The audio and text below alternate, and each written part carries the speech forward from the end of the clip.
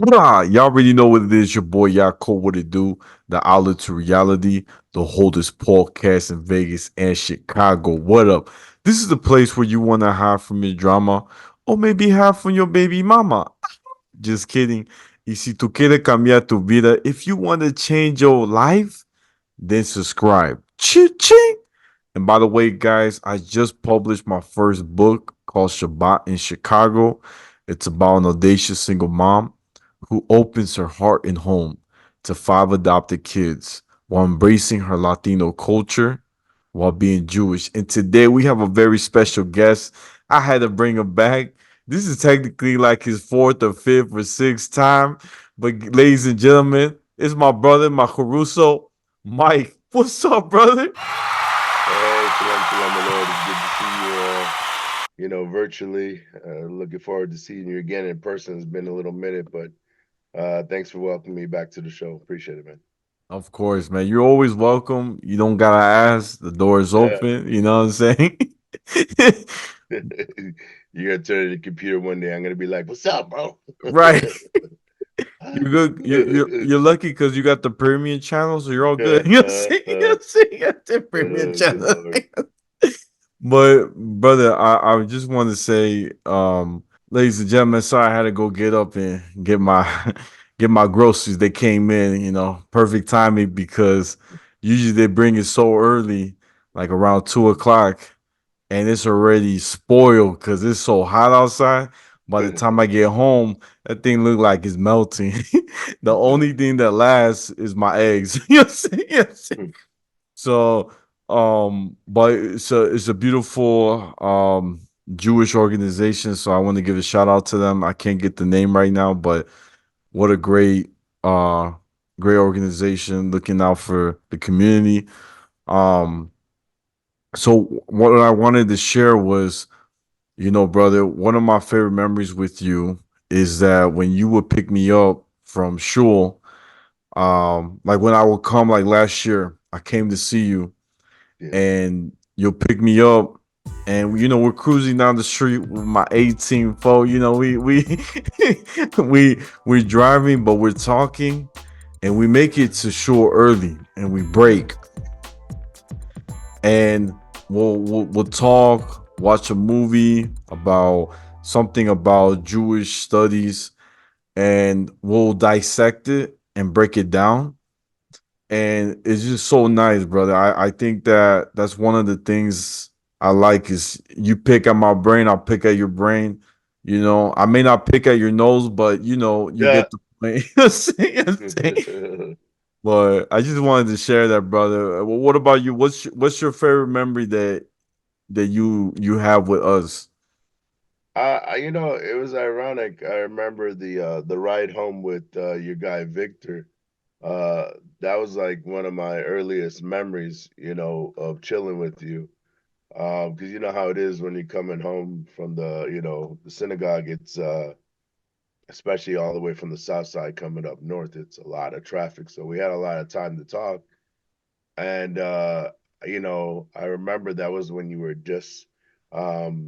still in college, and you were talking about doing starting the podcast. And I remember it was like, I was checking you out, and I was like, you had the good fortune of having the time that I wish I had to do those things, and then you took the ball and you ran with it. You know what I'm saying? Whereas like I know exactly what I need to do to like get into podcasting, but I knew, with a wife and children and job and et cetera, I didn't have the time. But it's like you did, and you didn't waste the opportunity. And like here we are, what, like 8, 9 years later? Yeah. Yeah, so that was amazing, and that was like in reality, it was just a conversation we are having on the ride home from the show. It wasn't like um planned or something like that. It was just like rando. Right. So and Baruch Hashem, thanks be to God that I said the right thing and you received the message at the right time. Thank you, brother.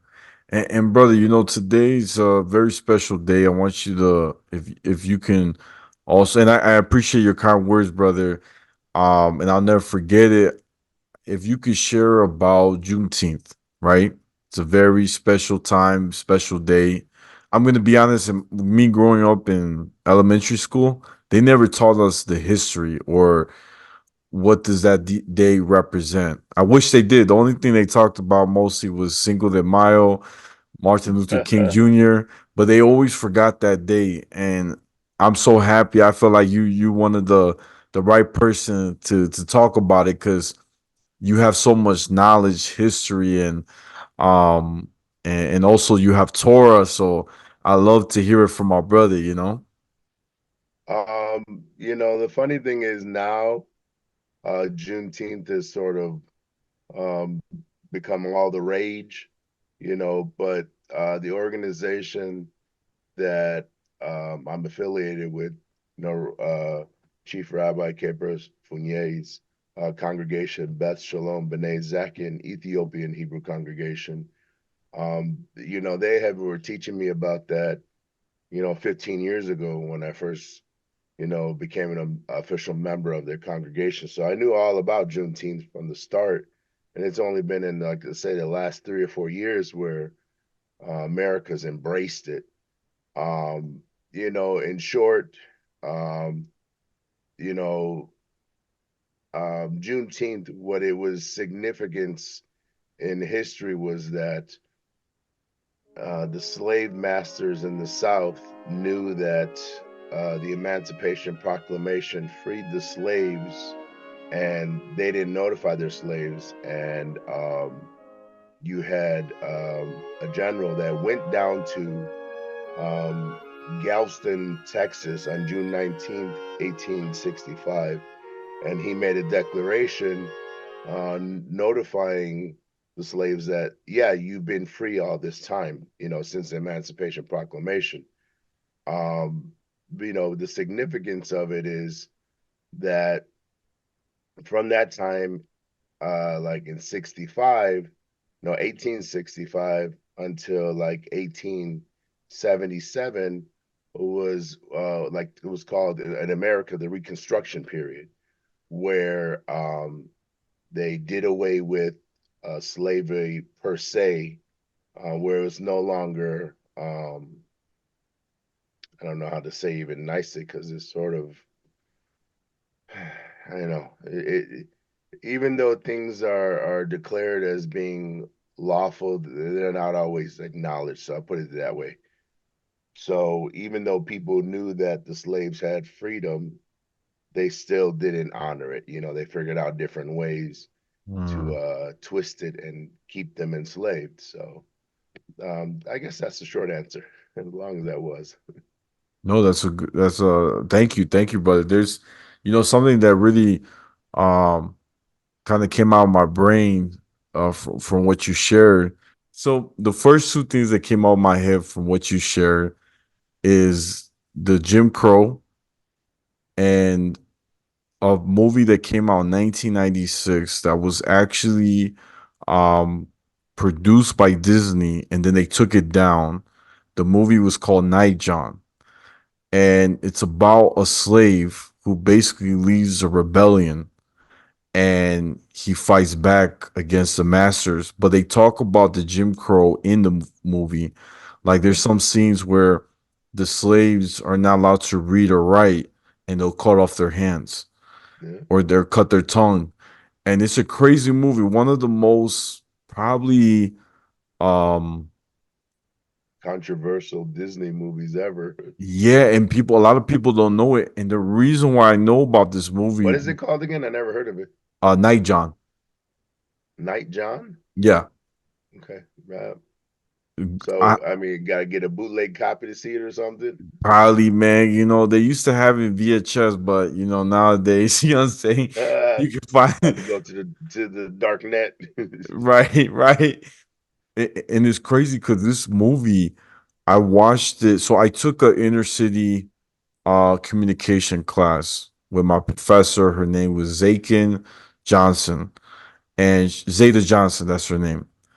And my professor actually recommended me to take a class with her. And it was so cool because she was like, this class, it's not all about books. Mm, It's about understanding what happened with history. So she would make us watch movies like Night John. That was a great example. We watched Night John and we dissect that film, you know? And it was just a very powerful movie. I was like, whoa, I've never seen that. She even made us read the book 70 Years of Slavery or 50 Years of Slavery. You heard about that movie, right? 12 years a slave. 12 years. Yeah, yeah. I'm sorry. I'm pushing It's it all too good. high. I'm sorry. I'm You pushing it. trying to get on there? You trying to mix 50 Shades of Grey or Yeah, something? yeah, yeah. I'm sorry, man. That's my movie, but you know what I'm saying? I 50 forgot the Shades of belt. Slavery. That's Right. terrible. No, I'm kidding. No, no. But yes, it's crazy how so yeah, it was a really cool class. Honestly, like Got I you. was probably the only Hispanic in that class. Everyone else was, African American. But it was Gotcha. so cool because I got to share some stuff too, right? The Latino struggle. We Yep. had struggles too coming to America. But yeah, it's just something that I wanted to share with you, brother. You're on point because after the Reconstruction period, right?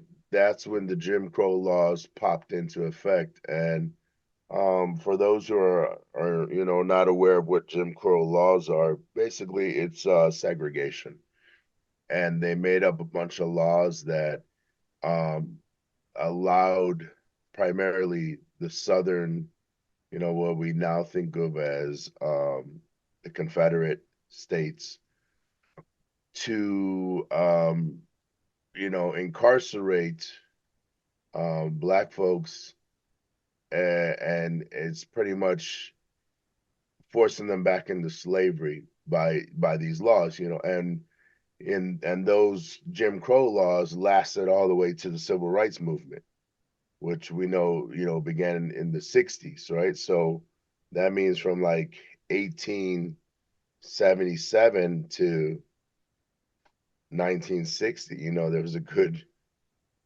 clip there, about 90 years that these laws stuck to the books. And like I said, it allowed the Confederate States primarily, but everyone was guilty, including the North, to in prison. And then what we saw in modern day, up to the present, when we see Dr. King's movement was, like whites only, all that stuff. So those Jim Crow laws, uh, you know, they're almost worse than the original slavery because you had you had laws saying people were free, but then you had laws saying you're not that free, and we can lock you up at the drop of a dime for just about anything, man. Like, and you know, and I mean, 60 years, right? About 60 no, years, about 90, 90 closer to years. 100 if you want to be honest with yourself. So it's closer to like 100 years. And then there's a modern day Jim Crow right now. It's called mass incarceration. There's a book out there. Some of your fans may have heard of it. So, that's the new Jim Crow, locking up people for just about anything. Like, you know, you grew up in Chicago. Yeah, You had altercations with the police, right? yeah. But they pulled you over, and, either you were threatened to be locked up or you were locked up for minor infractions. That was similar to the Jim Crow laws then.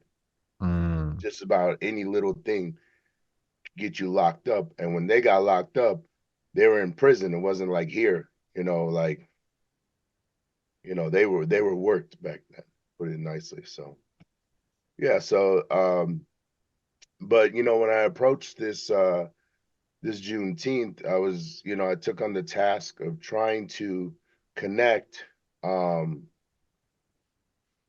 what happened in Nazi Germany with the Holocaust to the origin of the Jim Crow laws.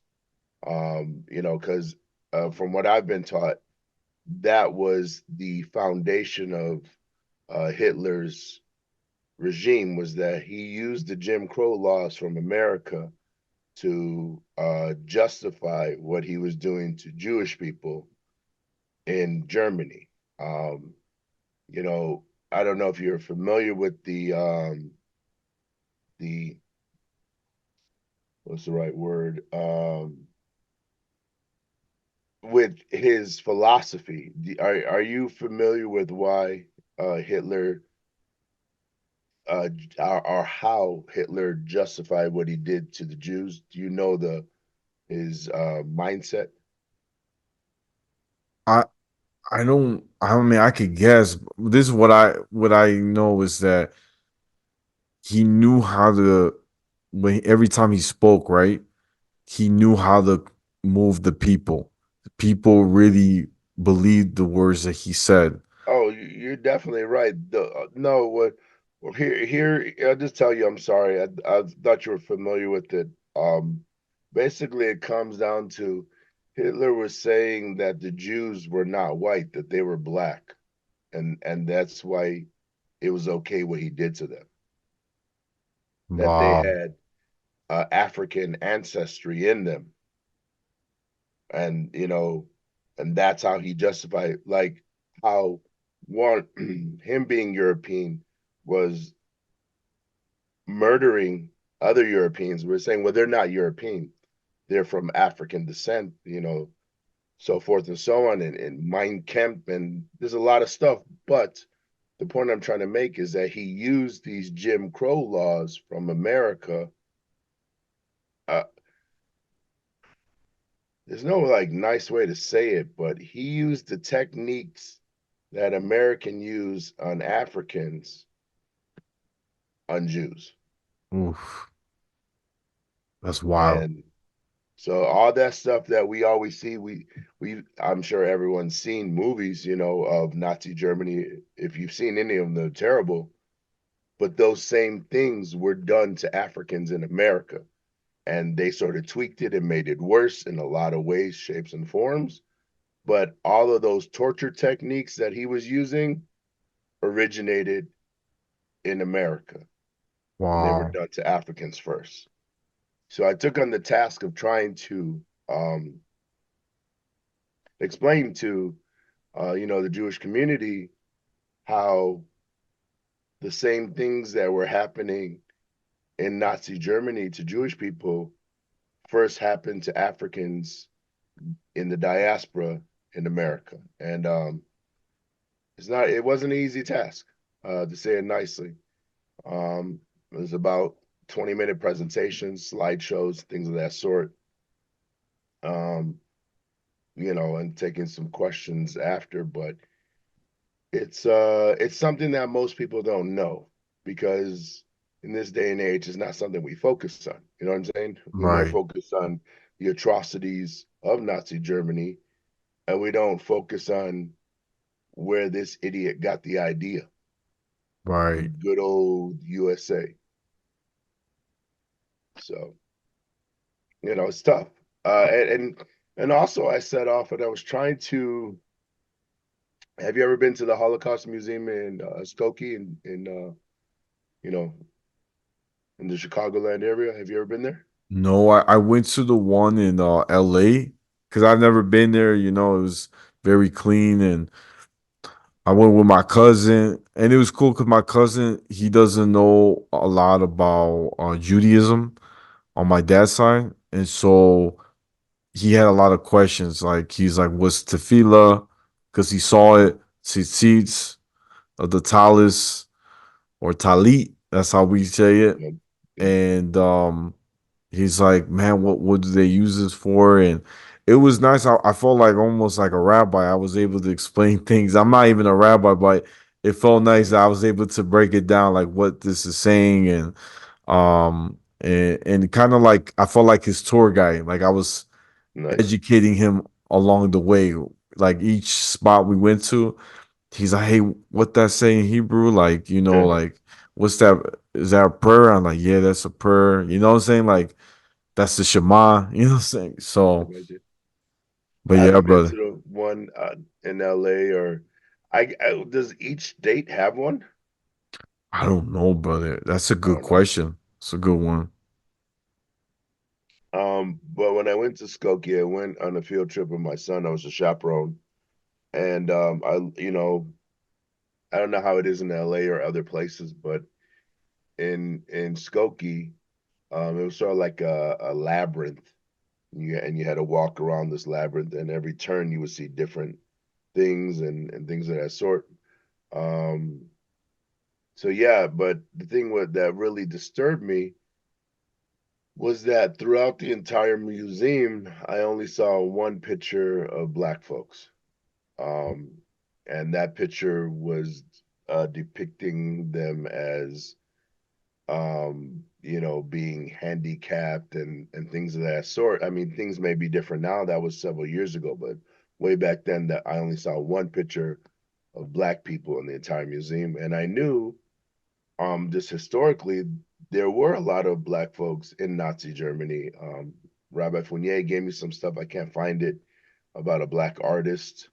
Uh, I got it in my slideshow, but I couldn't find it. I'm sorry. And then we know that there were black American soldiers that fought.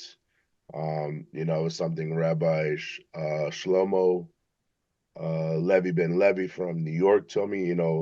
Rabbis, Rabbi Fournier's rabbi, his sons, I think plural, served in the military. So there were black folks in Nazi Germany. And then there's also some history related to, black American soldiers having children with um, white Jewish women in Nazi Germany. There's a whole documentary out there. It's called Brown Babies. I'm not going to try to pronounce the full name, but you can check it out. It's www Brown Babies slim.com. So there's a lot of proof that there were black folks in Nazi Germany, and but I was really looking for black Jews. I'm just being honest with you. I couldn't really find anything. A couple of books I forgot to mention earlier related to the topic. What Hitler was, what he was on. There's a book called The Jew, a Negro. It's by Arthur Talmadge Abernethy. And then another book is Hitler's American Model, which was by James Q. Whitman. These are just references so you can see that it's, I'm not making the stuff up. It's historically accurate that um, the techniques that were used by Hitler on Jews were formulated in America by Americans to be used against African slaves. So the bridge is there. Not a lot of people want to, travel across it because it makes them uncomfortable. You know, um, and the point I'm trying to make is that we see so much history about Nazi Germany, but we only see European Jews. You never see African Jews or Latino Jews or Asian Jews or like, is there historical records of this? If there are, they haven't come out. I can't find them. My teachers couldn't find them. I was referred to another book. It was called Germany's Black Holocaust, 1890 to 1945, by Firpo W. Kari, PhD. So there's plenty of different books, but I couldn't find the book I really wanted that showed were in black Jewish people were in Nazi Germany. I couldn't find it. Another book was Jews Were Not White in Europe. It's called The Price of Whiteness: Jews, Race, and American Identity by Eric Goldstein. So there's a lot of proof out there that,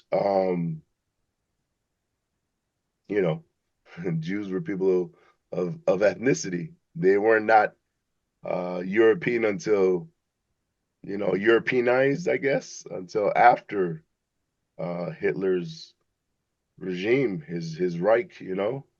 Does, does that make sense? Yeah, yeah, Like, yeah. It makes sense, brother. It's some Um, heavy stuff, but Heavy stuff, heavy stuff. I do have to wrap it up, family. They only gave okay. me 2 minutes, Oh but shoot. yeah, but thank you for sharing that, brother. And guys, this is the outlet to reality. The holdest podcast in Vegas and Chicago every Tuesday. Don't forget to like, share, comment, and subscribe. Ching! Y'all know where to find me. I'm on Instagram, YouTube, Spotify, the outlet to reality.